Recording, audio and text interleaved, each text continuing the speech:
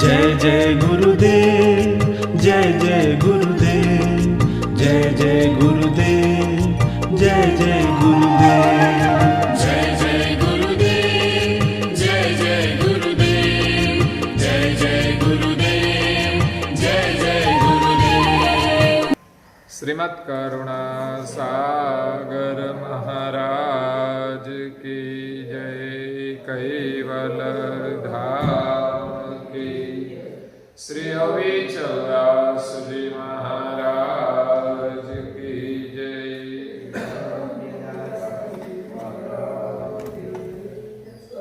सतकेल साहेब, सतकेल साहेब, सतकेल साहेब।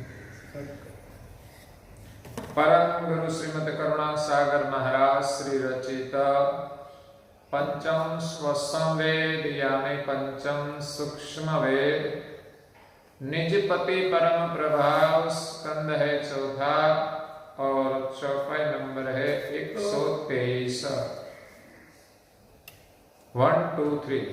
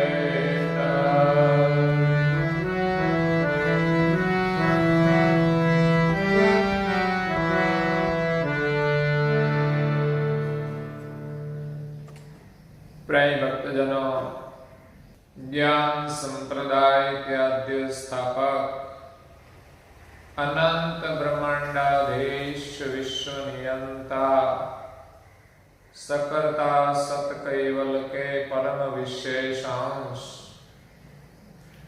सकर्ता सत कैवल का महाद सजान जान अलौकिक दिव्य स्वरूप को अनेक न्यायों से प्रत्यक्ष प्रमाण से स्व अनुभव से प्रतिपादन करने वाले अनंत अंशों के तारणहार परम मोक्ष के दाता नव बुद्धि के सागर पंचम स्वसम वेद के रचयिता महान समर्थ परम श्रेष्ठ परम विभूतिमान परम दयालु परम कृपा निधि सर्वज्ञ दिव्य परम गुरु श्रीमद करुणा सागर जी महाराज स्वरचित पंचम स्वसंवेद ग्रंथ के चौथे स्कंद की 123वीं चौपाई में निजपति प्रभाव का वर्णन करते हुए अपनी अलौकिक अमृतमय वाणी में कहते हैं कि सगुण निगुण के जानन जान पद ही रयु सर्व मध्य चिने बिनु अदबद ही। संसार में धर्म मार्ग में उपासना के भिन्न भिन्न मत है। इसमें दिव्य परम गुरु जी ने कहा कि कोई निराकार को मानते हैं, जैसे कहते हैं कि अल्लाह निराकार है, ऐसे ब्रह्म भी निराकार है।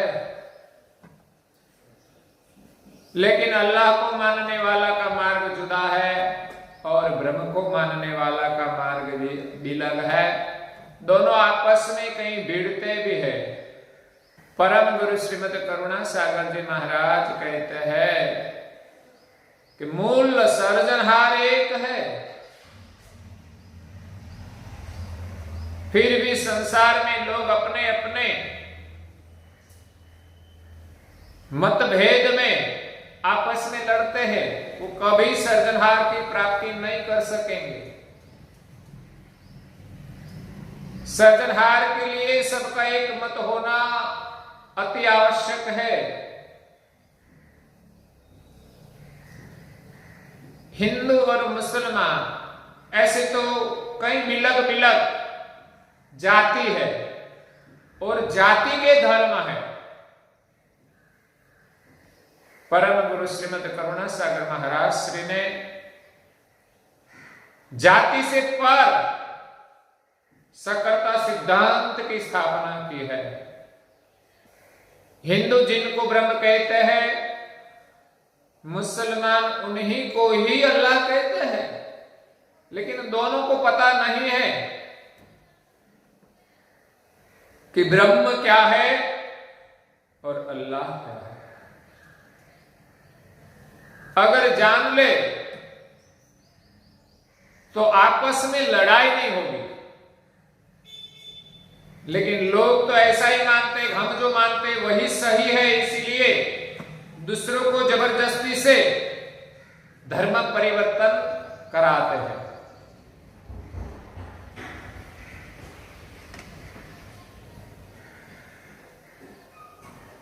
तो निर्गुण निराकार उनको मानते हैं, कोई शून्य को मानते हैं कि शून्य में सृष्टि उत्पन्न होती है और समाहित हो जाती है।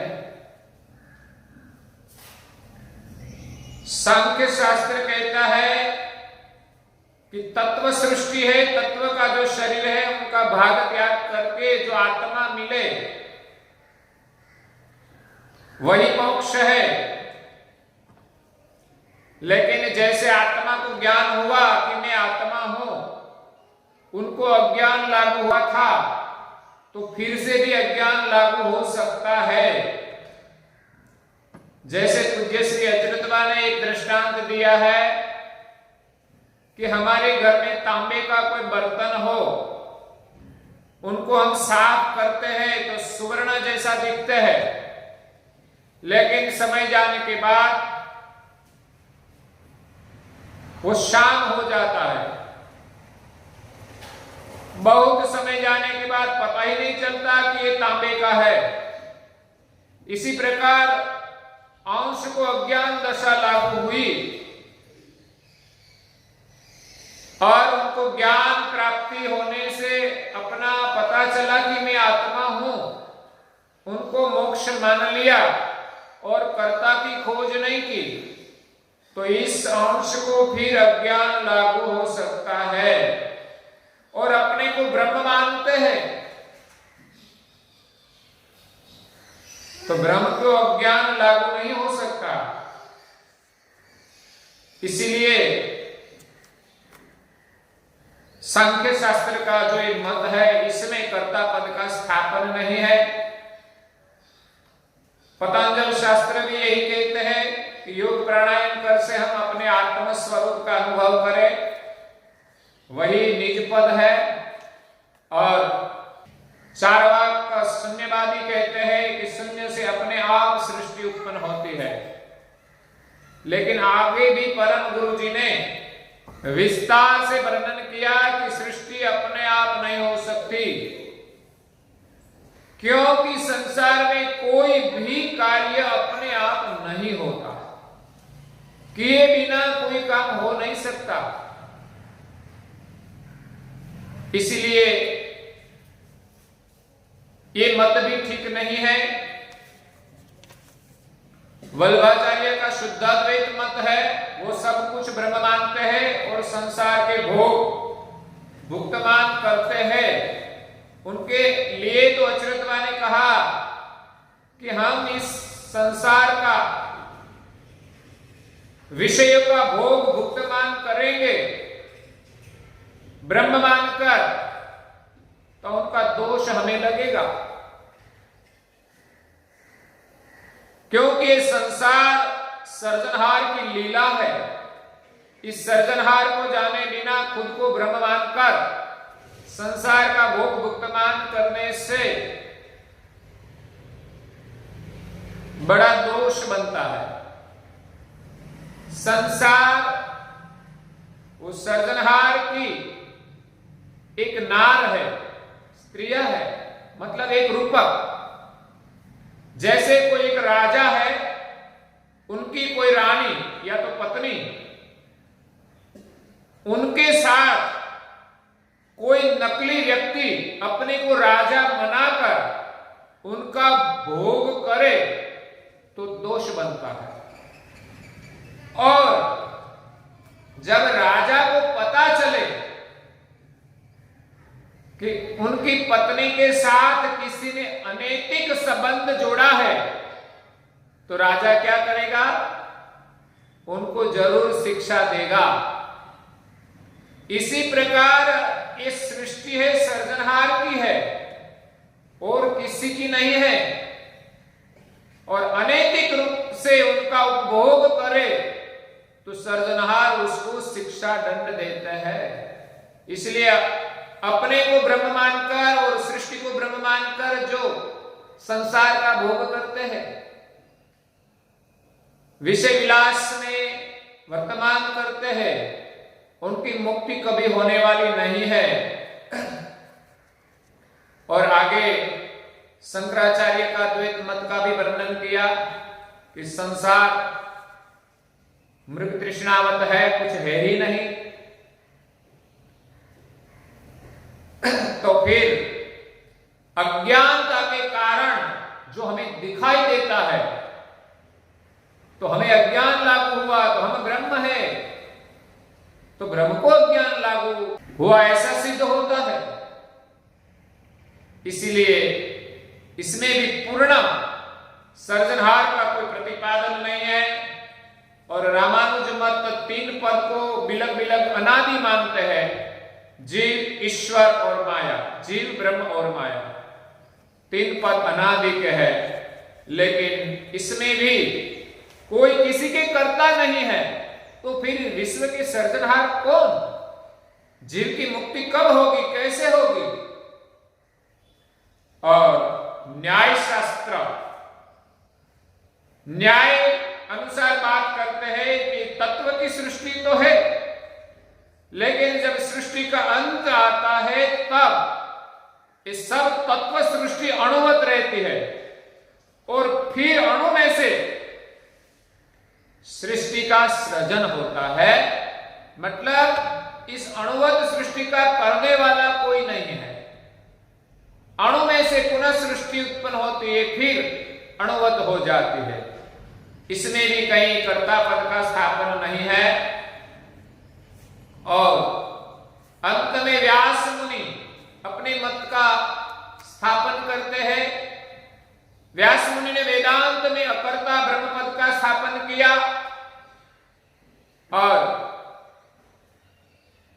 उनके पहले व्यास मुनि ने 18 पुराण की रचना की। तो 18 पुराण में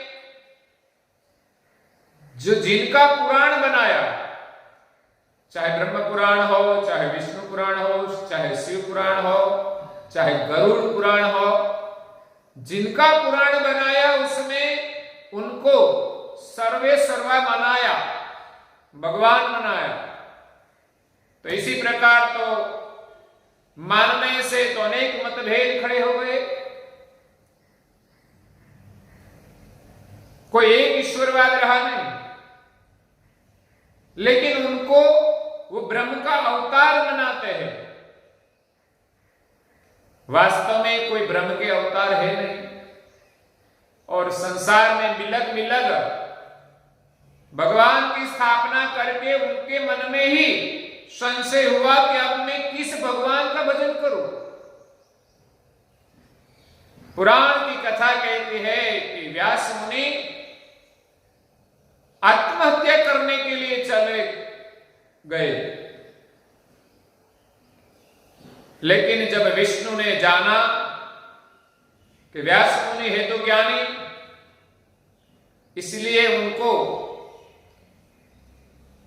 आत्महत्या से रोकना चाहिए, आत्मबोध करना चाहिए, तो आत्मबोध करने के लिए विष्णु नारद जी को आज्ञा देते हैं और नारद मुनि आते हैं जहां व्यास मुनि आत्महत्या करने के लिए चिता तैयार की है, जलने के लिए। तब नारद मुनि ने आत्मज्ञान दिया कि आपने 18 पुराण की तो रचना की, लेकिन पहले आप खुद को जानो कि तुम कौन हो, तब पता चलेगा कि हमारा सर्जनहार कौन है। तो उनको जो ज्ञान हुआ वो भी आत्मज्ञान ब्रह्म तक का ही है। इसमें भी कर्ता का कोई न्यायिक स्थापन नहीं है। व्यास जी ने सगुण स्थापना की कि ईश्वर साकार भी है और निराकार भी है। निराकार ही साकार के रूप में प्रकट हुए हैं। हकीकत में ब्रह्म निराकार है, वो निराकार ही है। साकार जगत है, कर्ता का कृत है। वो तो जब इस सृष्टि का अंत होगा तब विलय होगा, तब तक तो वो कृत में ही वर्तमान करता है। तो यहां संसार में विशेषतः उपासना के 2 प्रकार है, एक है सगुण और दूसरा है निर्गुण। निर्गुण में शून्यवादी भी आ जाते हैं और सगुण में देव और देवी दोनों की उपासना आ जाती है। निर्गुण जो ब्रह्म है, निर्गुण जो शून्य है, वो तो अकर्ता है, उनसे सृष्टि उत्पन्न नहीं होती। और जितना भी सगुण है, जिनको नाम रूप गुण लागू पड़ता है, वो सब सगुण है, कर्ता का कृत है। जो उत्पन्न हुआ है उनका नाश होता है। और साकार वो सत्य स्वरूप नहीं है। जो देह धारण किया वो तो कुछ कार्य के लिए धारण किया, लेकिन जिसने देह धारण किया वो चैतन्य कैसा है? वास्तविक जो देह धारण किया है वो स्वरूप सत्य नहीं है, वो कार्य स्वरूप है। और कार्य स्वरूप को ईश्वर मानकर, चैतन्य स्वरूप को ब्रह्म मानकर लोग कार्य स्वरूप का ध्यान करते हैं, कार्य स्वरूप का भजन करते हैं। ब्रह्म तो अकर्ता है, उनका तो भजन हो ही नहीं सकता, वो तो सुनता ही नहीं। शायद हम ब्रह्म का भजन करें, लेकिन परम गुरु जी कहते हैं कि वो तो सुनता ही नहीं, क्योंकि उसमें जान नहीं है। वो अकर्ता है, अंतस्करण रहित है। इसीलिए जितना भी सगुण है वो कर्ता का कृत है। वो सगुण देवों की उपासना से हमें देवी धाम मिलता है। कि देवी धाम का सुख भी नाशवंत है, वो परम पद नहीं है। ब्रह्म सदन, कैलाश, वैकुंठ, शक्ति धाम, निरंजन लोक। निरंजन लोक तो 3 देवों के धाम से भी पर है, शक्ति से भी पर है, फिर भी वो परम धाम नहीं है। योगी लोग ज्योत का भजन करते हैं, ज्योति का आराधन करते हैं, वो शायद प्रकृति से पर हो जाए, फिर भी वहां किंचित अज्ञान रहता है कि मैं कौन हूं, उनका पता नहीं है। क्योंकि स्वयं निरंजन पुरुष भी खुद को नहीं जानते हैं, सर्जनहार को नहीं जानते हैं, इसलिए निरंजन धाम छोड़ के महाशून्य में तप करते हैं। वो तो करुणा सागर महाराज भी इस संसार में आए सर्जनहार का लक्ष्य दिया तब पता चला कि विश्व के सर्जनहार कौन है। दुनिया के सामान्य गति के जीव तो देवों को ही सर्जनहार मानते हैं, लेकिन देवों की गति बिलग बिलग है। इसमें से विशेषतः विष्णु का ही अवतार होता है, और शिव का भी पुराण तो है, इसलिए उनको भी परमेश्वर मानते हैं, क्योंकि इसमें दैवत्व है। लेकिन सृष्टि का सृजन नहीं किया है। यही प्रमाण है कि शिव जी करता नहीं है, क्योंकि वो भी किसी का भजन करते हैं। शिव जी के पर भी निरंजन आद्य पुरुष है, और निरंजन भी शून्य में तप करने के लिए चले गए। वही सर्जनहार का ज्ञान लेकर दिव्य परम गुरु जी यहां प्रकट हुए हैं। तो सगुण उपासना है, दूसरी निर्गुण है। तो सगुण साकार स्वरूप वो तो देह है, पंचभूत का बना हुआ, वो तो रहने वाला नहीं है। आकृति वाला स्वरूप सत्य नहीं है। जैसे हमारा शरीर है, तो आकृति जैसा तो हमें हम है नहीं, आत्मा का स्वरूप तो कोई बिलग है। और इसमें प्राण है, वो निराकार है, तो प्राण स्वरूप भी हम नहीं है। लेकिन परम गुरु कहते हैं कि सगुण निगुण के जानन जान पद ही। संसार में दो पद है, एक सगुण साकार सृष्टि, सगुण देवी देवताएं, सगुण अपना शरीर, और निगुण निर्गुण जो निराकार ब्रह्म है। और इस प्रत्येक शरीर में सामान्य विशेष सभी के शरीर में जो प्राण है वो ब्रह्म का अंश है, ब्रह्म की सजाती है। इस सगुण शरीर और निर्गुण प्राण दोनों को जो जानने वाला पद है, वो पद बीच में पहचाने बिना रह गया है। लोग शायद प्राण की साधना करते हैं तो प्राण का अनुभव होता है कि प्राण में कितनी शक्ति है, और इस शरीर के देवी तत्वों का जप करते हैं तो देवी धाम की प्राप्ति होती है, तो उनका भी पता चलता है। लेकिन दोनों के बीच रयु सर्व मध्य चीने बिनु अद्भुत ही, सगुण और निर्गुण के बीच दोनों को जानने वाला जो पद है वो अनजान रहा है और अद्भुत रहा है। उनका किसी ने न्याय से निर्णय नहीं किया, अद्भुत रहा है। को हमको किरतार है, निर्णय नहीं निर्धार, आद्य अंत की अद्भुत चलत सोई संसार। सृष्टि उत्पन्न हुई तब से अब तक मैं कौन हूं और मेरा कर्ता कौन है, उनका निर्णय किसी ने किया नहीं, और जो किया है वो सब अद्भुत है। और सारा संसार अद्भुत रूप से ऐसे ही चलता ही रहता है, चलत सोई संसार। अद्भुत यानी अनुमान से लोग मानते हैं, लेकिन उसका पूर्ण अनुभव नहीं है। अद्भुत का मतलब, आगे कोई महापुरुषों ने कहा कि ये भगवान, तो पीछे वाला लोग मानते हैं कि ये भगवान, क्योंकि मनाने वाला मां, जो मनाने वाले हैं उसमें कोई सामर्थ्य है, थोड़ा कोई सिद्धियां है, तो छोटे लोगों को कहते हैं कि ये परमेश्वर, तो लोग मानते हैं परमेश्वर।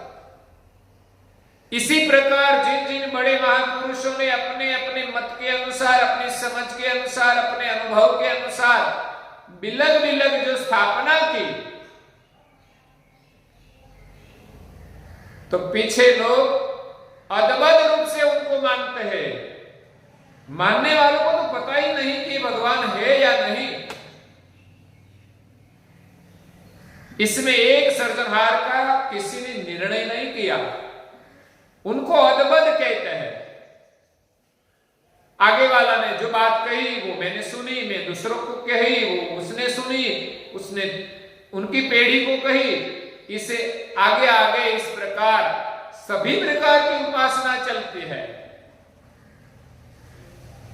जिन कुल में कोई महापुरुष हुए तो इस महापुरुष को भगवान मानकर उनकी भी परंपरा बिलक बनती है।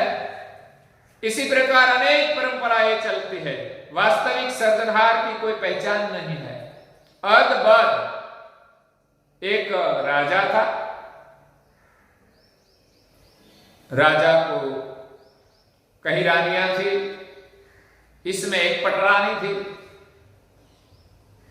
राजा का निवास बिलक था और एक रानी भवन भी बिलक था। इसमें एक पटरानी का भवन भी बिलक था। राजकाज के लिए सब दास दासियां थी और राज के जो कपड़े हैं वो धुलाई में जाते थे धोबी के यहां। तो धोबी हर दिन राज के सभी कपड़े लेने के लिए आता था, क्योंकि राज तो बड़ा होता है, इसमें तो हर दिन कपड़ा बदलना पड़ता है, चाहे बैठने के लिए हो चाहे पहनने का हो। राज के सब कपड़े धुलाई में जाते थे। एक दिन धोबी नहीं आया तो रानी हर दिन देखती थी, हर दिन का कपड़ा जो जाता था, लेकिन एक दिन आया नहीं, दूसरे दिन आया नहीं। तो रानी ने पूछा कपड़ा क्यों नहीं आया, तपास कराई, धोबी को पूछा तो धोबी से जवाब मिला कि मेरा एक मियाना है, मियाना वो मर गया है।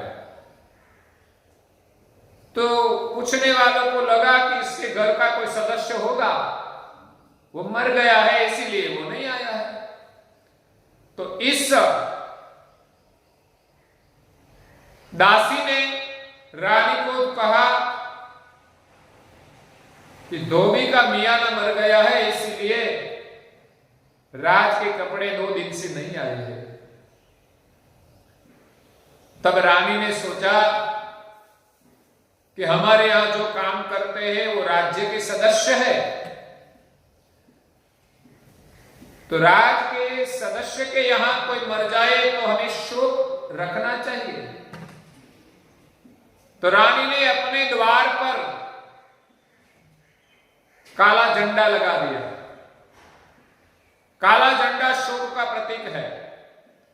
हमारे यहां बहनें जब किसी की मृत्यु होती है तो काले कपड़े पहनते हैं, भाइयों वो सफेद पहनते हैं। जैसे रानी ने काला झंडा लगाया तो राजा को लगा कि किसी का मृत्यु हुआ है, इसलिए आज शोक का पालन करना है। तो राजा ने हुक्म कर दिया कि जितने लोग राज में सबका बाल दाढ़ी कटवा जाए। ऐसा शोक में होता है कि जो रिश्तेदार होते हैं वो सब दाढ़ी करते हैं। तो एक नाई था, उसको बुला लिया और सभी का दाल बाड़ी करने लगे। इसमें एक महात्मा घूमते घूमते राज में आए तो अंदर लोगों ने कहा कि आपको दाढ़ी करनी पड़ेगी। महात्मा कहते हैं क्यों? वो तो पता नहीं, वो तो राजा जाने। तो महात्मा राजा के पास गया कि दाढ़ी क्यों करनी है? वो तो मुझे पता नहीं, वो तो रानी जाने। रानी को पूछा कि दाढ़ी करने का कारण क्या है? तो वो तो दासी जाने। दासी को पूछा तो दासी ने कहा वो तो धोबी जाने। धोबी को बुलाया कि पूरे गांव की सभी की दाढ़ी की जाती है, क्यों, क्या हुआ है? क्योंकि मेरा मियाना मर गया है। मियाना मतलब कपड़े ले जाने का जो गद्दा था वो मर गया था। इंसान मर जाए तो इंसान शोक रखे, लेकिन पशु का तो शोक रखा नहीं जाता।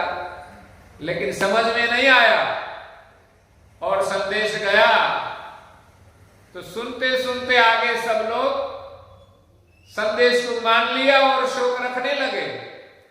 इसी प्रकार संसार में भगवान की मान्यताएं ज्यादा चलती है कि किसी ने कहा, हमने सुना, हमने मान लिया और आगे बात को चला दिया। तो यहां परम गुरु जी कहते हैं, सगुण निगुण के जानन पद जान ही। सगुण और निर्गुण दो पद को जानने वाला जो तीसरा पद है, रयु सर्व मध्य, सबके बीच अनेक मत पंथ है, सबके बीच चिने बिनु अदबद ही। इस पद को किसी ने चीना नहीं। जो इस शरीर में सगुण शरीर है, निर्गुण श्वास है और दोनों को चलाने वाला, दोनों को जानने वाला, दोनों को चैतन्य करने वाला जो चैतन्य पद है वो किसी ने जाना नहीं। तो इस शरीर में चैतन्य को जाना नहीं तो ब्रह्मांड में सर्जनहार को कैसे जाने? देखी सकल जुग फरत अचेता, पूरा विश्व सर्जनहार को जाने बिना अचेत। अचेत का मतलब जड़ भी होता है। जड़वत होकर जड़ मान्यता में ऐसे ही जगत घूमता रहता है, जब करतार सदगुरु तन लेता। इसीलिए तो इस विश्व में कर्ता ने सदगुरु के रूप में अवतार लिया है। सर्जनहार कभी आते नहीं, लेकिन उनके परम विशेष अंश के माध्यम से दिव्य देह धारण करके सर्जनहार की पहचान कराता है कि विश्व के सर्जनहार कौन है। तो आगे दिव्य परम गुरु जी हमें उपदेश देते हैं, वो हम कल सुनेंगे। आज के प्रवचन को यहाँ विराम देते हैं। श्रीमद् करुणा सागर महाराज की जय। कैवल धाम की श्री अविचलदास जी महाराज की जय।